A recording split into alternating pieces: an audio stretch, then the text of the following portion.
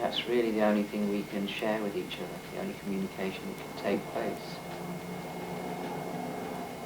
So the editing and the programming, in a sense, contain that which we would like to destroy, dare I say. Destroy, disorientate and disorder. And the chopping up of behaviour patterns, the chopping up of video and television images, the chopping up of newspapers, the chopping up of our own new knowledge each morning, the smashing of the mirror with our image in it, that remembering and reminding that nothing is fixed or should be, that still seems to be the most important activity and tool we can use to survive and evolve and have any kind of self-esteem.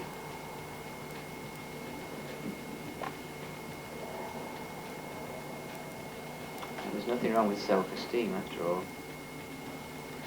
Of course, what gets stolen from us first by the authorities, the management companies, self-esteem. You can't look after yourself, we must. You don't know best, we do.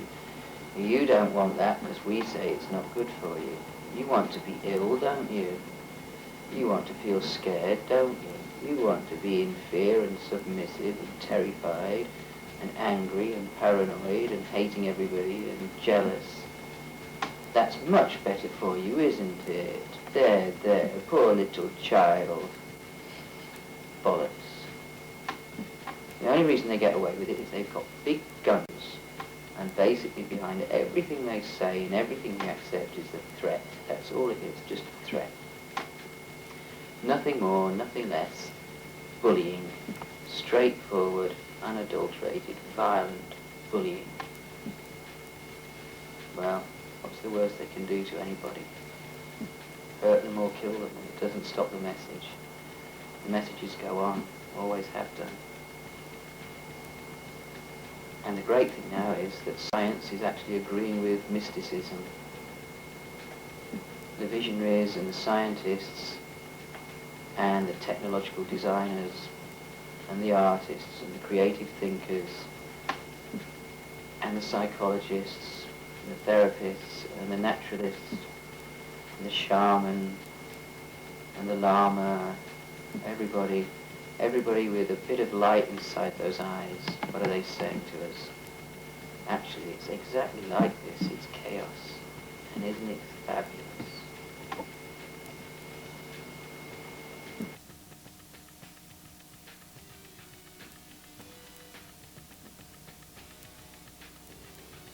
Don't underestimate the power of play. Play around, play for time, play with everything you get access to. Mess it up, break it, rebuild it. Tell everybody else you don't know what the hell you are doing. It seems that we've come to a point where there's two strains, at least two basic Western breeds of humane and human being. The mechanical, technological, feudal lord management company, whose basic actions are rearguard actions, actions designed to bolster up, repair, and preserve the apparent physical gains and control gains that they've made to keep the world as it is, and even to go back to how it was when it was somehow, in an abstract way, better, more moral, more robust and more straightforward. But I see all that as a rearguard action, and during this rearguard action there'll be mopping up times when the troops go in and they try and pick off a few random dissidents and subversives, make them scapegoats, try and demoralize them, which in itself is an interesting word, demoralize. So on one level they're saying they want to be moral and they want to take the morals out of their enemies. And it's just more destruction, it's just more violence, and it's just more ludicrous all the time. And synchronistically, here we all are, looking out at the opposite way of seeing things, the chaotic way that seems to make more sense.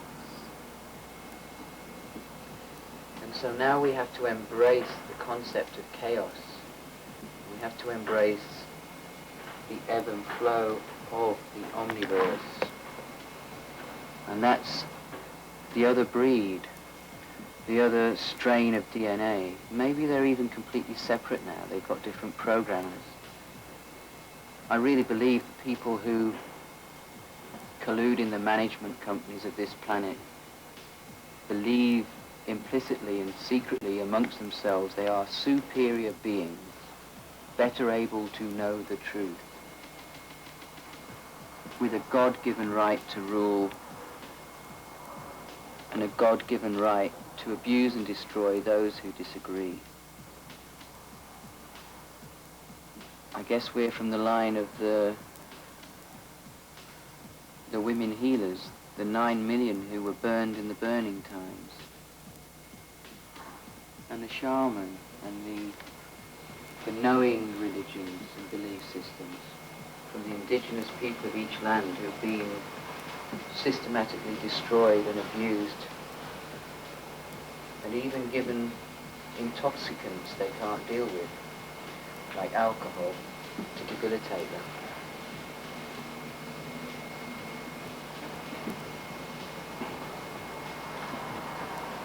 Everything's double talk now, everything's double speak, everything's lies and hypocrisy that comes from the top. And as the top mimics the mother and father concept, and the population is seen as the children of the top, it's not surprising that many people mimic their techniques and use violence and hypocrisy to survive. But it won't work. The trees won't listen, and the poets won't listen, and everyone at some point is a young, growing child who knows better than their parents, quite rightly. So the thing is just to speak to each other and embrace each other and communicate with honesty, to be daring, to refuse to collude in the lies and the killing anymore, whatever anyone may say. How was the British Empire destroyed? By a tiny little man called Gandhi, who in a sense did nothing, and by doing nothing destabilized permanently a huge military empire. So one person can do a lot. One empowered,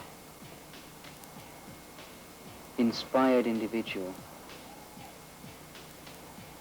can change everything for many others.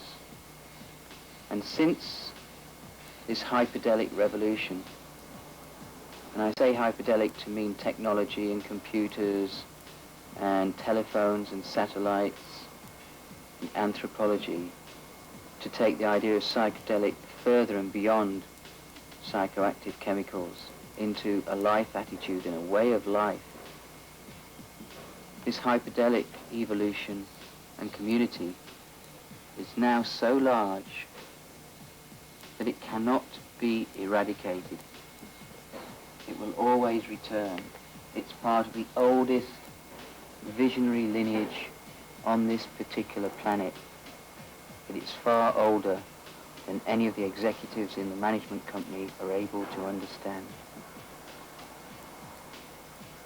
Chop it all up, cut it all up, re-empower yourselves, repossess your own space. That's all there is to do. And believe me, it causes great mischief in those secret corridors of power.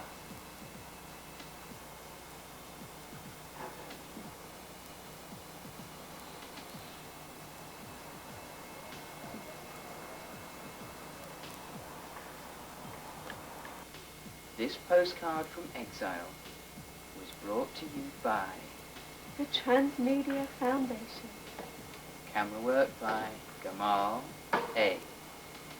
Special thanks to Millie, Kazaptha, Dickie, Timothy Leary, Psychic TV, Cindy and Michael Horowitz, and Thrushi Ricochet, Agori Baba, and all the holy fools everywhere who know more than they let on.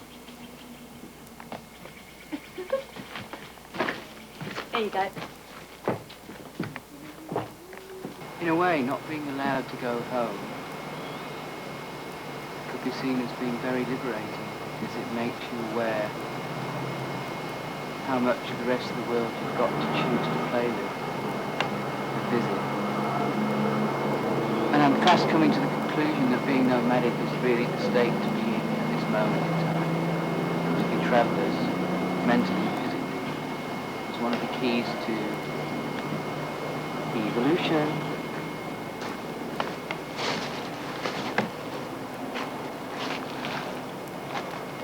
Oh, you still there?